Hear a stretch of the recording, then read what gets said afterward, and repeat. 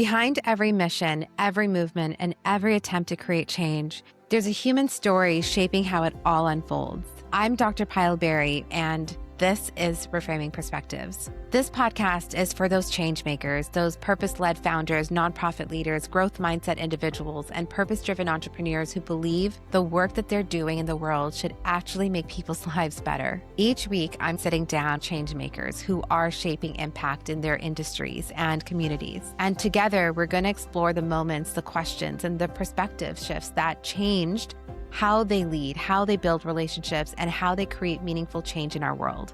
Welcome to Reframing Perspectives, the podcast for change makers who believe relationships are the real infrastructure of impact. The conversation that I have been waiting to have with such a phenomenal human, someone who sees the world in such a beautiful way, who disrupts things in ways that need to be disrupted, and has so unbothered by it. It's so the way you just walk through is just like this unbothered way that I think right now more and more people need to vibe in the unbothered way. Mhm. Welcome to Reframing Perspectives. Thank you. I'm so excited to be here and talking to you and being energized by you. Before we go into all of the incredible things that you have done, I think it's always important to start at the beginning, to start with, you're a first generation Caribbean American growing up in Mhm. Brooklyn, and you just having ADHD, all of these factors about who you are, how you grew up, what you saw around you, and then Mhm. to walk into the world of design. How Mhm. did your upbringing, how did you being a first generation Caribbean, how did living in Brooklyn, how did all of that influence the way that you just as a kid even just saw the Mhm. world? I love that question, and I love the way that you asked it because I often tell people that I think in constellations. And Mm, so oftentimes I'll go to these, events where people are kind of like, tell me your star. And it really is just plotting a point of a star in the constellation that created me to be who I am. And your question gets me just specific enough into a constellation to answer. I would say people who meet me know that being from Brooklyn is half my personality. I'm obsessed with being from Brooklyn.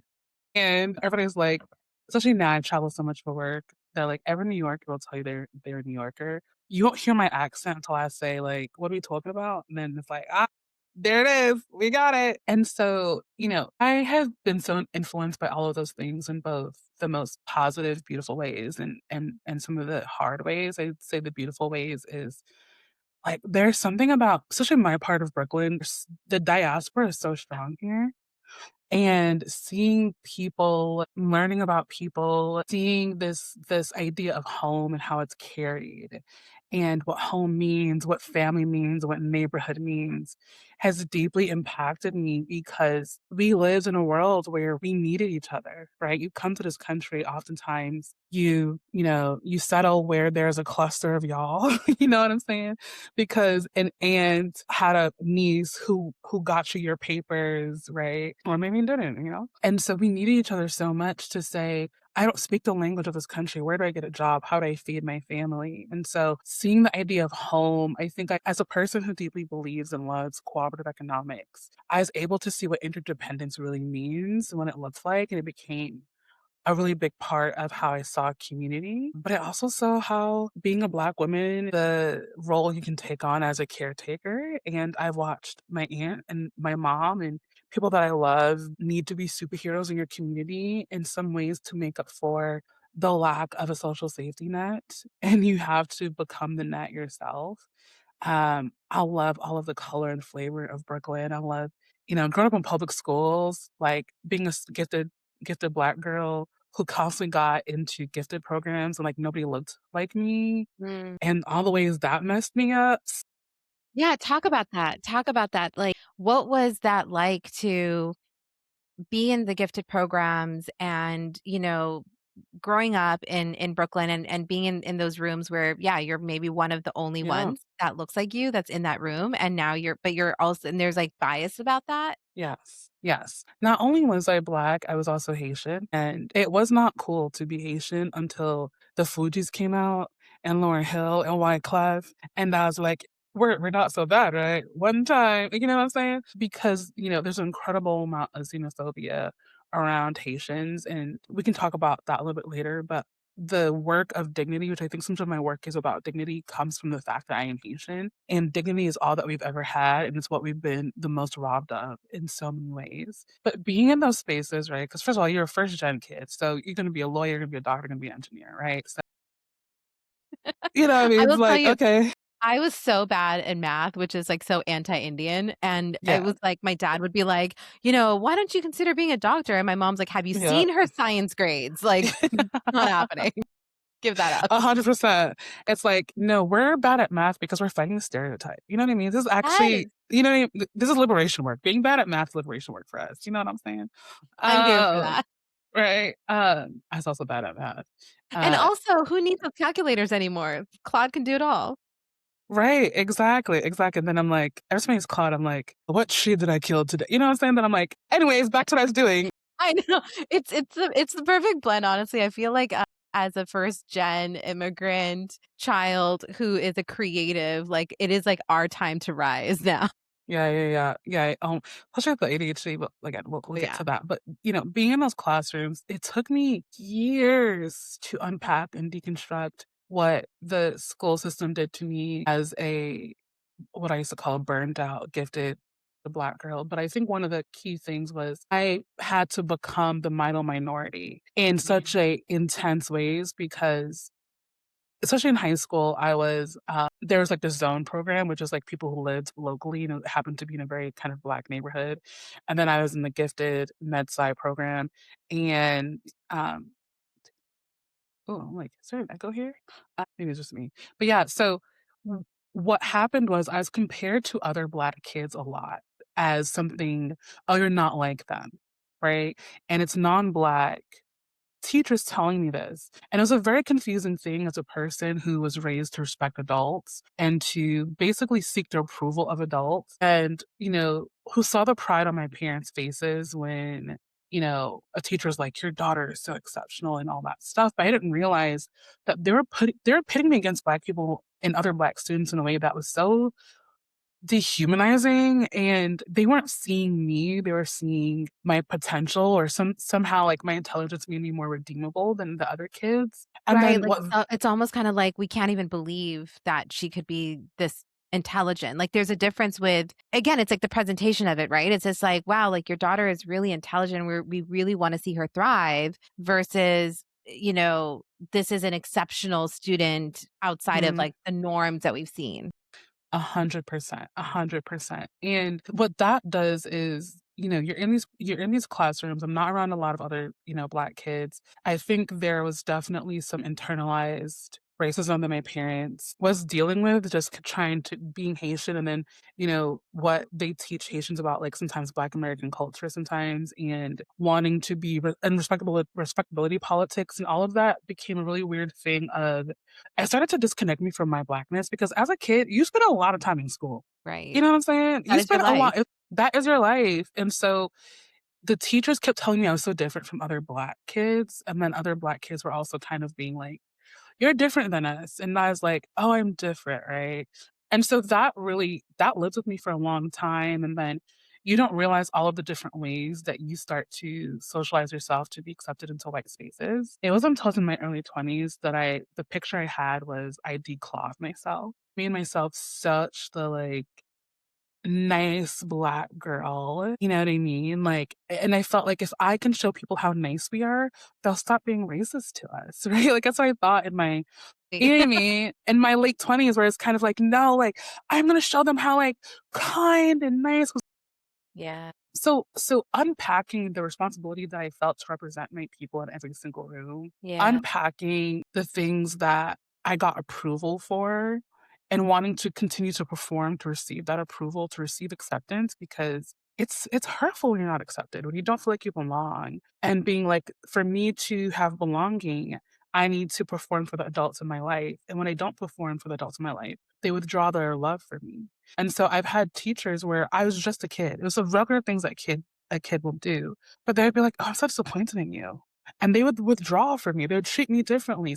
And I had to unpack a lot of of those dynamics in my career and not building my career in the white gaze, to be honest, especially when you're in strategy and innovation work, you feel like you need to be co-signed by certain spaces. Gosh, there's so much in that. Like, so a couple of things I want to run by. One is I can so understand that experience about how you're differentiated because you're an immigrant. And Mhm. tell me how you feel about this because this is just like an observation that I have made, right? As an immigrant myself, as a third culture kid. So it's like Yeah. I didn't even belong, like I never grew up in India, but I didn't grow up, Mhm. I grew up in America after I turned 10. Mm. In between, I was in the Middle East. And so it's like I just everywhere.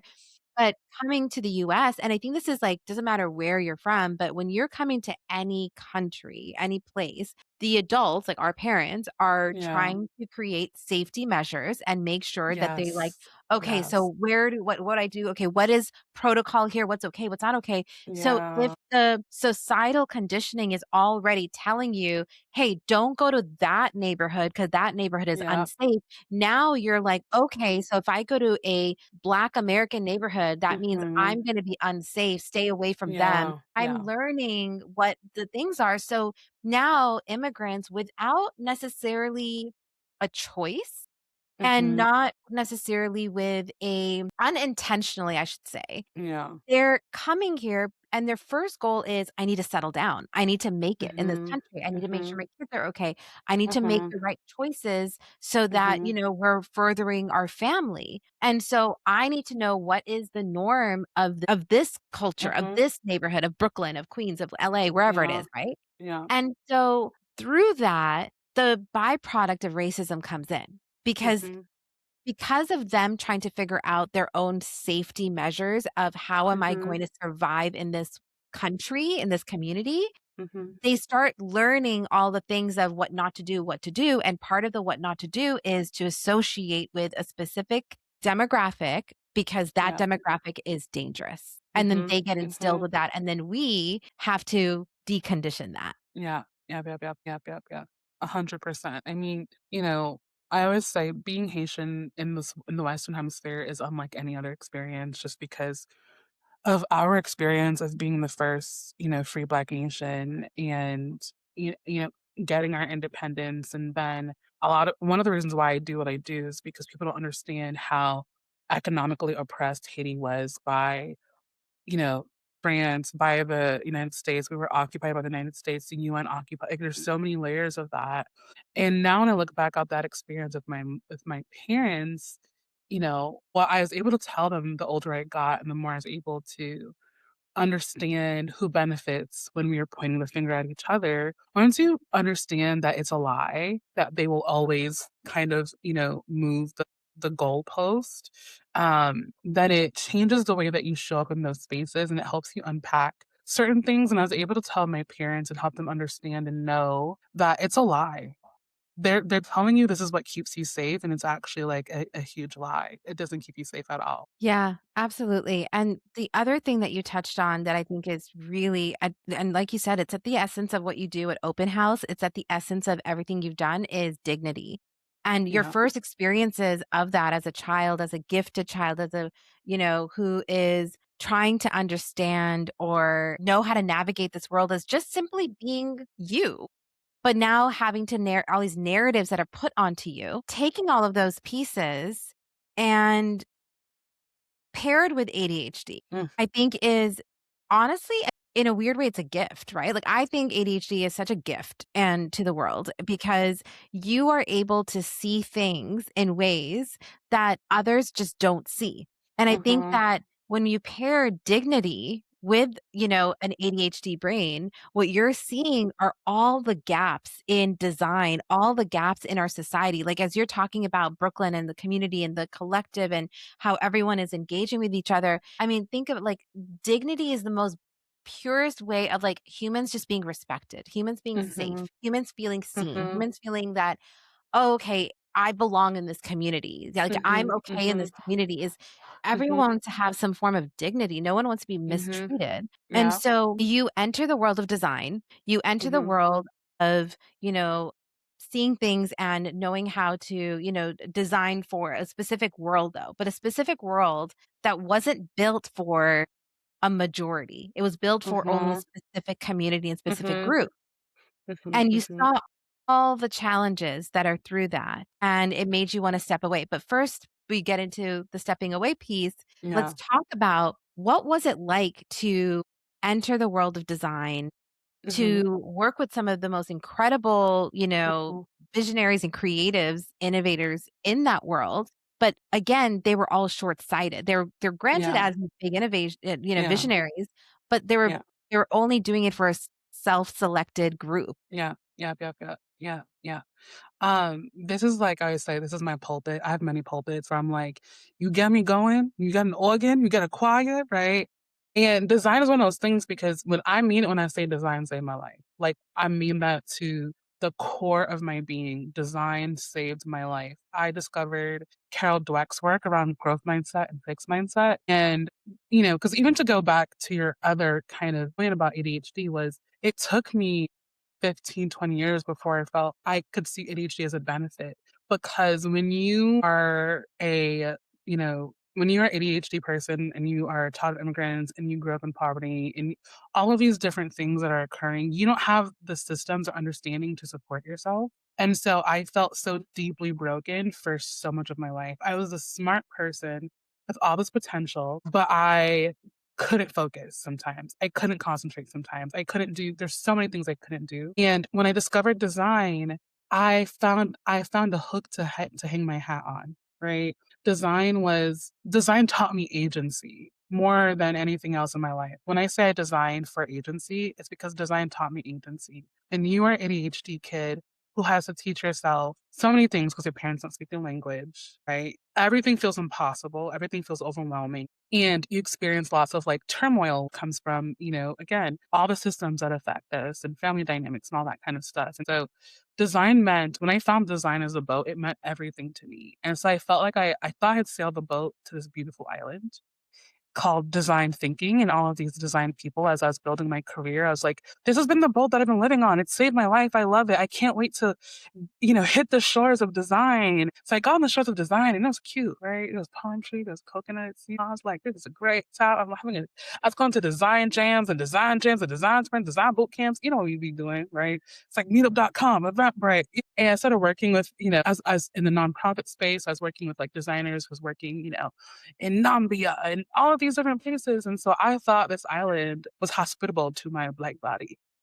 And you start to get off where my boat left me, and I start to get to the other side of the island, and I was like, "Oh, this island is not hospitable to my Black body. This is not it." And so I would go to design spaces, and we would, design for solutions, and I would bring up race, and everybody looked at me like I had said a cuss word, right? And I was literally told that thinking through a racial equity lens made me a biased designer. And it made Wow. me a worse designer because I was assuming the solution or assuming too many things. And I was Wow. like, and that makes you self-conscious, right? That makes you Totally. feel like maybe I'm not a good designer. Right, because you're And told this by people who have proven incredible success in that industry, and they're telling you like, "Shh, like, don't go there, don't go there, you're gonna go towards it's like there's a front-facing part of that like, when you're describing this, I'm thinking about, like, the resort, the beautiful, like, the mhm, tiki, like, all the things, like, the fires and everything going,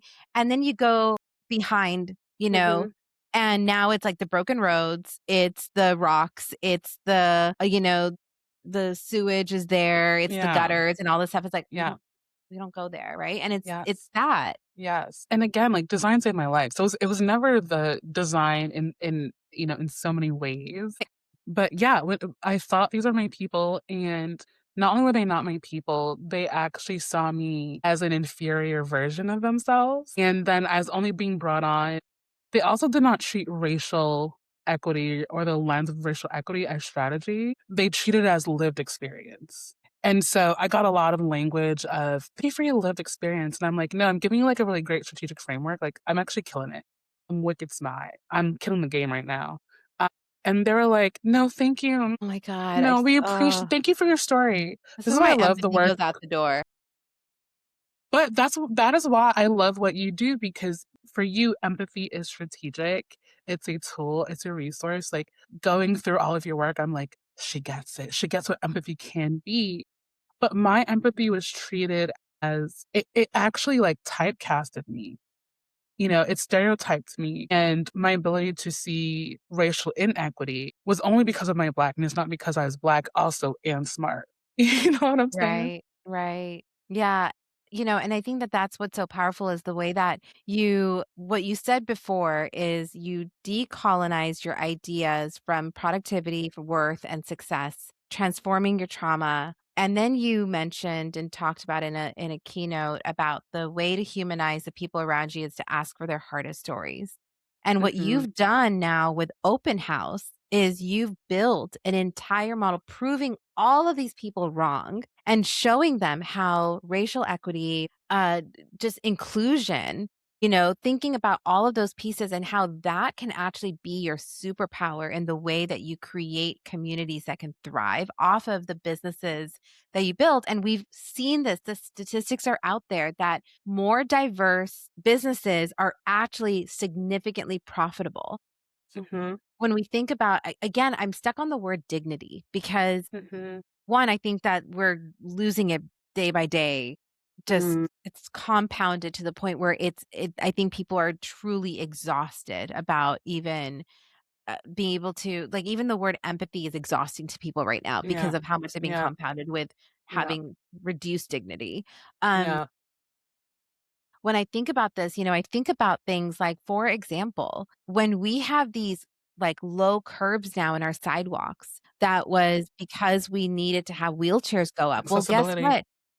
Who else benefits from this? Everyone, Yeah, mothers with strollers, like elderly. Like there's so many people that benefit from that. Now you have those yeah, ramps for groceries. Guess who's taking yeah, it? Regular people who don't yeah, have any of those disabilities that are taking their shopping carts up there, right? Like, yeah, so yeah, when we take design and we actually build it from the lens of someone who it may be inaccessible to, we actually build it for the whole world. mhm, mhm, mhm. Yeah, like, I would love to hear a story because I know some of your work is around empathy, of a time that empathy created something in a room. So I'd love to hear that. We talked about design and the boat and the island that wasn't so great, but the island that was actually really great, right? The society, the community that I found myself into was I discovered liberatory design, and so liberatory design was actually created from a lot of the folks who created, the Stanford D School and design thinking, but it was focused on education and to say, equity is giving every child what they need in order to thrive. And so I started to find all of these other designers who've been working on these things, and what that community showed me was design had always been a part of my community. It had always been a part of how we related to the world and how we, showed up to the world. Um, when I hear you talk about the ramps, I think about design justice, which is you design from the margins, you design for the whole. And that is what my brain is always doing. My brain is always going, designing for the margins, designs for the holes, right? A silly example is I'm a girl with a wide foot. I am a girl with a wide foot. It is hard for me to find shoes. You know what I'm saying? But as we are getting better as a society of understanding gender inclusion and all of these lines about who wear, who's benefiting from me? This flat foot, wide foot girl is benefiting from it because now there are certain brands who are being like, oh, I want to be more gender inclusive in who I think wears this shoe. And now I'm like, yes, give me that shoe. I can now benefit from it because, the homies are Yeah, wearing it as absolutely. well. Yeah, yeah. And that right there, right? Like, I have always fundamentally just been so frustrated with this idea that in order to do social good, that means you need to be some form of a martyr, and that in order to do some kind of conscious work, that you need to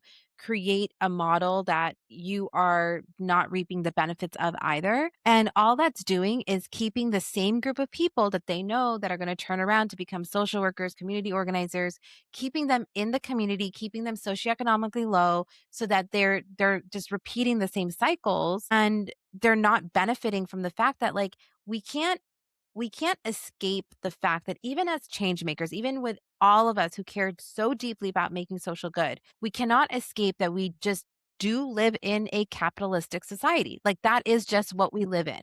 And if we, instead of going, against the river, it's like, how do you use the river to your benefit, to your Mhm, advantage? mhm. And that is where, Yeah. like, I do feel like the rise of the B Corp companies, the rise of social Mhm, conscious companies mhm, was mhm, amazing with mhm, what tech has been able to do. mhm, And so, what you do at Open House is help encourage entrepreneurs and help encourage even large organizations you've worked with. It's not even just like startups, it's like large organizations to help them to design, think about what is their user experience going to look mhm, like and feel like. And to me, what you do with that empathy is just baked right in. Because you're ultimately telling business owners, founders, creatives, like entrepreneurs to think about how do you have this passion for this product because you saw a gap in the society, mhm, but you need to convince your users why this is so beneficial. And in mhm, order for them to get it, understand it, you have to have them experience the pain of what it's like to not have this. mhm, But if the user experience is not taken into account from how it's actually going to be built with the community, who it's benefiting, then you're missing out on an entire market focused research. You're missing an entire gap that could actually a mhm. great product, a great solution could end up having no traction and fail completely. And then Yeah. the founder is like, well, I guess that wasn't really a viable product. It's like, no, it was. You just didn't look at how the people around it could actually be the traction Mhm. that are going to build a momentum for what you're doing. I mean, if I were to say like what's the scaffolding of open house is a business model design. I'm a business model designer. And the reason I became a business model designer was because I wanted those who wanted to do good, I wanted to make it sustainable. And I wanted to build a huge library of business model designs and patterns that are dignity forward, people centered in a real way. And part of being a child of immigrants and part of being Black is to understand that innovation is as futuristic as it is ancestral, right? And there's so many things that we have forgotten. So even before the rise of B Corp, a lot of my work is on the Reconstruction era, which was the era where formerly enslaved people were now able to have autonomy and build their communities and neighborhoods. And there was such a huge boom of Black innovation and inventions here. Now, of course, that was not allowed to thrive. There's lots of stealing of Black patents, but that is where a lot of cooperative economics comes from. And there's so many economic models that are like I teach a lot about indigenous economics that's based on reflexivity and reciprocity, right? Like there's so many other molds and things that have been here before capitalism. And I always say that the lie about capitalism is that there is no other way. Right. And so the work I talk about at Open House is how to decenter capitalism because we do live in a society. I can't say, F capitalism all the way, but we can decenter it. And I'm going to give you 1,000 recipes on how to do that. And it's going to feel nourishing and it's going to nourish your business and your body and your community. Oh my God. This also like I'm just thinking about my business. I'm just thinking about the things I'm doing and I'm just immediately it's yes, like it's like how do you decondition that? But it's not removing it. It's deconditioning it. And I want to kind of have you really define that because I think that when people, especially change makers who want to make a difference and when they hear that we've got to decenter capitalism, we've got to decenter this, they're really hearing it as if then I shouldn't be talking or thinking about money when it's like, no, Yes. money is what actually moves things, but you need to Yes. know how to rebuild your relationship with money and the way it's being generated, energized to to move what you're trying to do. So Yeah. I'd love for you to kind of just dive in a little bit deeper about that and how you kind of share that framework in open Yeah, house. yeah. If I love a resource, if people want to kind of like some thinking behind this, one of my favorite books is by, I believe I'm saying her name correctly, Marjorie Kelly. She wrote Ownership Economy. She also wrote Democratizing the Economy, I believe. And she has such good, solid models. One of my favorite language pieces, what I think a lot of this is language. I find language to regulate. She goes, you go from being a profit prioritizing company to a profit making company. Such a small shift in language, but it's so impactful. We make profit. We don't prioritize profit because we're prioritizing people, right? But we are Right. making profit. And so I say, what does it mean to be a profit making company, not a profit prioritizing company? Right. So that's one way I love to do that. again, chilled. Like I have like adrenaline rushing in my chest right now. Like I can't even describe to you like what I'm feeling, but this is the ADD brain that's also going wild inside hearing all of this. So I'd love to hear, an example of Yeah. a company, of a founder who came to you, came to open house, went through your framework, what they came with, what they were able to create, and what that impact has been. Yeah. So when this was more a project that they're attempting to get funding for it and that they're still kind of working through, but was building an indigenous DNA company. And that came out of a collaboration think tank project. And the reason why I love bringing up this point because when you are profit prioritizing, the problems you choose to solve are safer sometimes, right? Right. It's risk When we averse. risk averse, right? And people are like, well, that doesn't mean anything. They're like, AI is. I'm like risk averse as far as like uh, social reputation, right? Right. It's like you wanna be vanilla, you wanna be neutral, but it's Yes, like neutral never wins, 100%. And so at open house, we always talk unless you're about inclusive. Switzerland. Amy said something. I'm like, listen. I'm like, okay. um, I know. Switzerland's we actually talk. it's so freaking racist, but anyways, we won't go there. Exactly. We talk about inclusive innovation, and one is who gets the title of innovator. The second one is, which is most related to this question, is what problems are worth innovating for? So who's deciding this is a problem? And the way this DNA company came about was because there's an insight that indigenous folks, especially people who indigenous American folks, right, Turtle Island folks, were getting the wrong teeth pulled because their kind of skeletal jaw structure was so different than what people have been trained on, that they were getting the wrong teeth removed. And it took a long time to be like, oh, the DNA people have this like specific kind of, mouth, tooth, jaw structure. And it came like, how different is, indigenous DNA?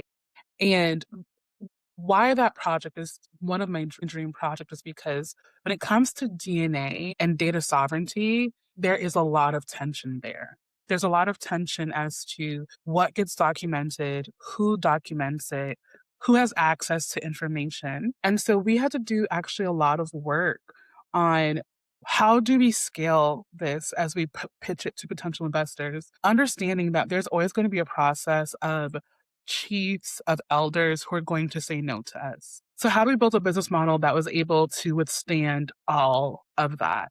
And so what we had to do, instead of relying on strictly a B2C kind of business model where we have indigenous and native folks purchase DNA kits and that's how we would do it, what we opted to do was give partial ownership to a lot of the tribes and have a cooperative platform model where they all own the technology because they felt more comfortable with the governance of the technology, knowing that they had a way of saying it, right? So when it came to investing, there's already this kind of, you know, governance and operational model that we had built where we know how investing would go because they had a say in it and it was less of going back and forth. The other thing that we had to do is figure out what was our key business model if it can't just be, DNA kits. And that is, we started doing research, right? And saying who is funding the most innovative research when it comes to indigenous folks and DNA and migration patterns and what does it look like. And so what they did was they became part of a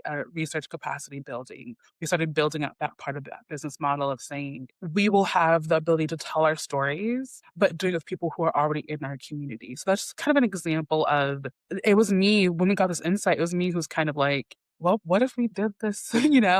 Like DNA platforms. Same thing. Why 23andMe was so popular for so long was because Black folks were like, Ancestry.com is not hitting it. Right. We didn't have an Ellis Island to go through.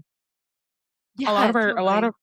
of a lot of our documentation is not there. And to have like this group of people trust me to navigate them through data sovereignty and having to understand how do you operationalize data sovereignty. So it wasn't just permission, it was, I was our tech, it was our code, it was our cybersecurity, it was how we do investor relations, it was how we do our channels, how we do our marketing, what we talk about, and like building all of those pieces out. So they were able to walk away with a not only a business model that would be able to support saying, hey, we can't always rely on the DNA kit programs because we don't know what a certain, the data sovereignty of this tribe might be, here's a second way that we can leverage it. But also, we really care about the governance and operationalizing our values. So what does that look like? Like we want a lot of our conversations and elders were like, we want to see this before we say yes to your Absolutely. business Yeah, model, makes right? sense. And so I always love telling that story because I think it's one of the coolest innovations, and I really hope they're able to raise their funding. That's incredible. I mean, that is such and it's such a real problem that, they're not able to get proper medical care. They're not able to get proper attention. There's obviously a massive generational mistrust with, the colonizers essentially and them. Yes.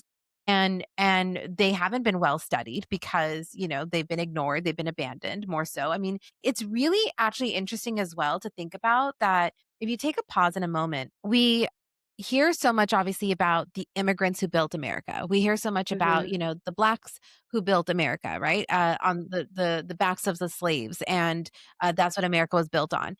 Nobody ever like, the amount that we actually know and understand about indigenous cultures and about indigenous history and that there's, how they live today and everything is so little, so minimal. And so to have something now built specifically for them and built in partnership with them where they're getting to profit from it, they're able to also help their communities Mhm. socioeconomically survive, thrive, and give them something that's going to benefit their entire health system. I mean, that's phenomenal. I agree with you. I think even my journey has been understanding that even how we use the word and think of indigeneity is so narrow because people who live on the continent of Africa are indigenous to Africa. Do you get what I'm saying? Right. Or it was a big conversation as the basically the genocide that's been happening of who's indigenous to this land. And I think again, that's white supremacy. It goes, this is what indigeneity looks like, and this is what it feels like and experiences like. And if it can, one of my favorite quotes from a professor, he's talking about Jim Crow. He says, "Think of Jim Crow as the forced invisibility of Black people." Wow. Like I was like, this is why you teach in the class, and when you think about that is what design does. I think design often, surfaces what's invisible. But sometimes the way these systems work doesn't tell you there's a problem here. The system says there's nothing here. They are not here. You cannot see them. You do not interact with them. They're not in your media. They are for. And sometimes that is more beneficial to the systems that something is forgotten than something is remembered and trauma is shown. It's just like, no, they're not here. So you can't design for what you can't see. You can't support what is not seen. And so I do think it's really important for us to continue to service things that are really invisible, even though we're like, do we have the bandwidth for it? And it's like practice seeing. It's not like practice seeing. Like you can practice rituals of seeing, as I often do. I write names of people that have been, murdered by the state. Every time I hear somebody in a detention center who's lost their life, like I practice seeing because it's a practice. I don't have to do it perfectly. Yeah, Jim Crow was obviously designed so well and so strategically. And what people don't actually realize is that the apartheid in South Africa and also Nazi Germany Mhm. actually studied segregation and Yeah, slavery in America to perfect what they were doing there. So we often, like right now, we 100%. look at it as like, oh my God, we're becoming, not this isn't what America is. No, no, no. This is exactly what America is. Yep. And you've just been brainwashed to think otherwise and to be conditioned into it. So I think, wow, that's really powerful to think about it that way because you've been designed to see yourself in an invisible way. And that's why your problems aren't important enough to design for. And Yes. that's where then you bringing it up is being shunned because how dare Mhm. you bring up something that we've already pushed down. We've pushed it under the rug. It doesn't matter. And now you're trying to disrupt the things that are comfortable here. Mhm. Mhm. Mhm. And the irony is always you mentioned, at the top of our conversation how unbothered I am. It's because I've tried to raise money. And I have been doing inclusive innovation work, and when you realize how much you have to make a business case for inclusion, you start to give less and less X. And, like, it feels like I am, just on LinkedIn, just twerking my life away, being like, "Do you care? Do you care?" Once you realize that Sorry, Once you get my ADD brain just went to twerking on LinkedIn, and it's just, like, stuck there right now. It's like a record that just, like, isn't moving forward. It's just imagining twerking on LinkedIn with all this. and Anyways, no, carry on. this is I hope that's like this is who I am. I hope that's get said I said that. But I you love you it. start you start to be like, what's worth it, right? And who do you work with and who do you collaborate with? And so when you start to be in spaces where people the irony of people are they think their innovations are so great and they think it is easier to disrupt an entire industry than to include people at the margins. Mm. Yeah, How are you innovating where you are about to create, a whole army of AI agents, right. but somehow including people from the margins It's is exhausting. it's exhausting. It's so hard. I'm like, eh, I don't understand it. You either gonna save the world or you're not. Like this thing's gonna save the world. It's gonna change how the world works. Right. Oh, it's actually gonna change your world. It's only gonna change this world. Be real Yeah, about that. Your right. innovations are actually not that great. Actually, oops. And those innovations that they're thinking is going to disrupt the world because they're trying to disrupt a whole way of new thinking. It's like you're actually putting energy into you're not actually disrupting new thinking. You're just Mhm. creating a new version of the same pattern thinking. You know, A I hundred said percent. this on another I had a guest on Dr. Chan. He's a neuropsychologist, phenomenal, phenomenal, really intelligent guy. And we were talking about this, and I was mentioning this about like as we were talking about AI, we're talking about this like new disruption that's happening in our Mhm. societies. Well, why does AI have bias? Because the humans that are building AI have bias. And then, I feel like there's this pattern and this cycle that we have of every time some new innovation happens, like Google, like social media, like whatever, Yeah. we expect this tool to be like as if the best comparison is like you have an illness and then you get antibiotics and it's like, here you go, Mhm. pop the pills and you're good. No, all the thing the pill did was like kill it for the moment, but you didn't actually address Mhm. the root issue. And Mhm. so Mhm. I think of technology in the same way is that Mhm. when you Mhm. continue to innovate, but you're innovating with the same rules, you're just Mhm. creating a newer, shinier version of the same thing. Mhm. And Mhm. so when we Mhm. then think like, well, why is our world the same way that it was like 5,000 years ago, 1,000 years ago? Like Yeah. humans actually haven't changed at all. Well, yeah, Yeah. because we haven't changed the way to think. And the way that we have to Mhm. change our way of thinking takes way more effort and people don't want to put that effort in. Mhm.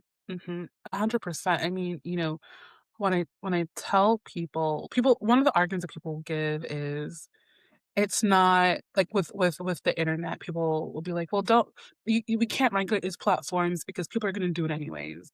That's people that's already people, and I'm like, the platform delivery matters, right? I think a prime example of this is COVID, right? I'm like, this is a COVID variant of something. We have human nature, then we have white supremacy. White supremacy is the COVID, right? In the sense of it creates this mutating high network impact thing of this thing that's already hard, right? The norovirus is not something that's new. But COVID, how it mutated it, impact, the scale of impact was devastating. So when something is able to mutate and have wide impact, we have to also handle that, right? The solution isn't nobody gets sick. The solution is we have to tackle COVID. And so when we think about, these innovations and these systems, people go, well, it's already there. My product shouldn't be held accountable for what's already part of human nature. And I'm like, that is irresponsible because the part of your product, you're trying to scale it. This is what emergent strategy is. It's a fractal, right? This a small problem is going to expand.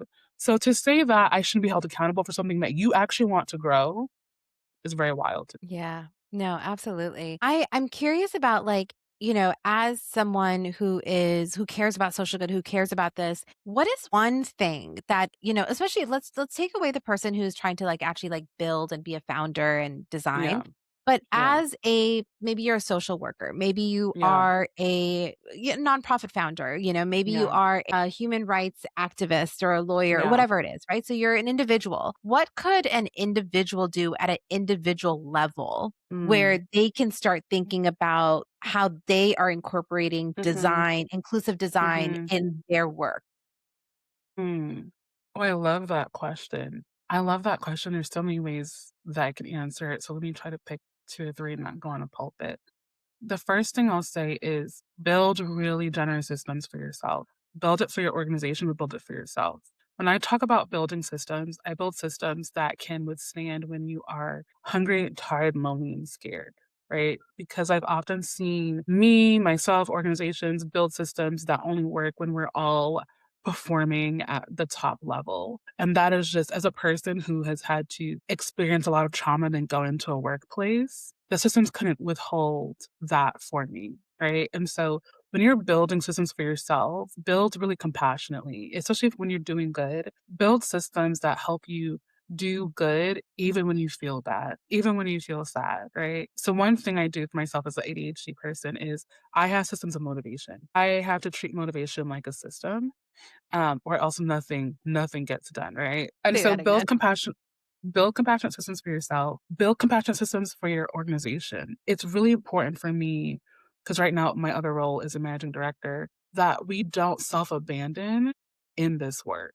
It is really important for me to make sure that I'm building systems that keep me in my body, that keep me in myself, that keep me in my community, that keep me connected. And what that might look like might be a calendar invite, that might be a check-in document, that might be a conversation, that might be all of the above, but build systems that allow you to not self-abandon and become that martyr that keeps you connected to your body. Build systems that help you remember why you're doing it, not just how you're doing it, why you're personally doing it. And sometimes it's not the sexy thing because you want to see world peace. Sometimes you're doing it because you saw your mom cry once because she was hungry, right? And so it's so important to have systems that help you with remembering, with memory keeping, with self check in, self trust. So that's one I would say that's a really big part of how I live. If you were to look around me, I have like 6 different journals to practice that. The second thing I say is invest in keeping community at the center of the thing that you're doing. I have noticed the larger an organization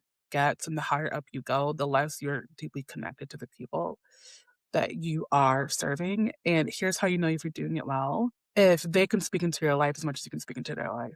Mm, That's how yeah, you know if you're just taking a basically in-person survey or if there's real stakes in your relationship. It doesn't have to be listen, if you are an organization serving 1,000,000 people, it's not about 1,000,000 people, it's about saying, "One of these people has enough authority to say something in my life and I would actually listen." right, right. And so that's really important for me that people stay at the core of the issue who's most impacted. It's the duality, right? It's Yeah.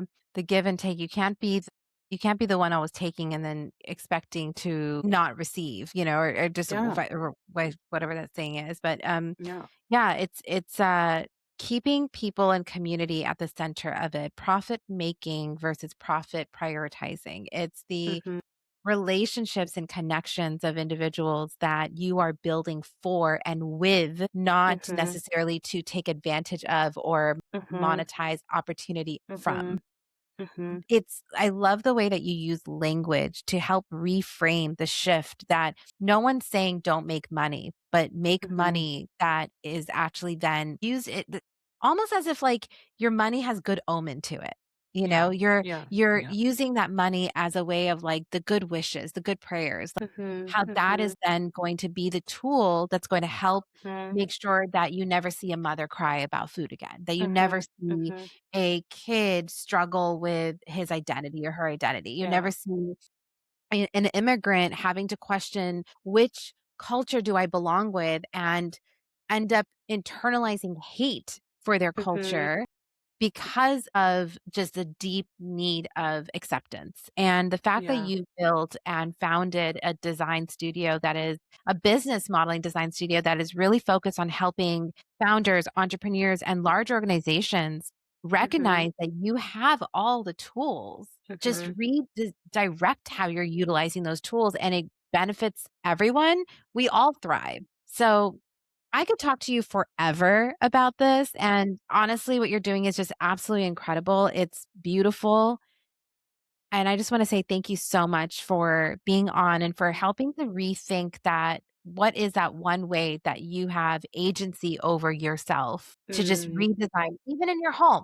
You could be an individual in your home and be like for example, right now, my dad is needing to use a walker, so we've had to redesign the way the home is Yeah. to make it more inclusive for him. But guess what? Yeah. It's actually benefited all of us. Yeah. So Yeah. just taking that agency. Yeah. 100%. I mean, a small design challenge that I give to some of my people is, if you want to do this work, you need different people around you. And they're like, isn't it weird? Isn't it off to try and make friends with of different backgrounds? And I was like, when you get on Hinge, you are making 1,000 design decisions. The photos that you choose, the question that you answer, the people that you say that you want to connect with, you are already doing that work. You're already designing it. When you want to go meet a certain person, have a certain experience, you're making design decisions. I want to have a fancy night out and I'm going to wear this, I'm going to go there. It's that simple, right? It's an intentionality that you get to show up with in your everyday life. And Absolutely. it may not be organic, but that's what design is. Design is it's humans using their agency to work with people and places and things in partnership to create something new. So it won't Yeah. always feel organic, and that's okay. Yeah. Just lean into the curiosity, people. It's not scary. Yeah. Well, wonderful again to have you on. Thank you so much. We'll definitely have your, open house and everything linked below so people can connect with you on, and twerk with you on LinkedIn and connect with you via email or your website and just, see the impact that you're making in communities. I'm so thankful for you and for your beautiful gifted brain and for just all the wonderful things that you're doing to take the heart and make it compassionate. Thank you so much for having me. And I've listened to 1,000, conversations and podcasts similar to, but your curiosity, the way that you engage, your authenticity just shines so brightly. And I'm so honored to have been here. Thank you. Well, there are many more to come. Yeah. Hi, friends. I have a favor to ask you. If you're finding meaning and you're really resonating with these episodes, I'd love if you could subscribe, leave a review, or share it with your friends and family. Your words help others discover the stories and perspectives that we're exploring over here. And the more that we grow and the more feedback that we get from you through these reviews, the more we can make sure to create meaningful episodes that you're going to enjoy. So, subscribe, follow, leave a review and share it with your family and friends. Thank you so much.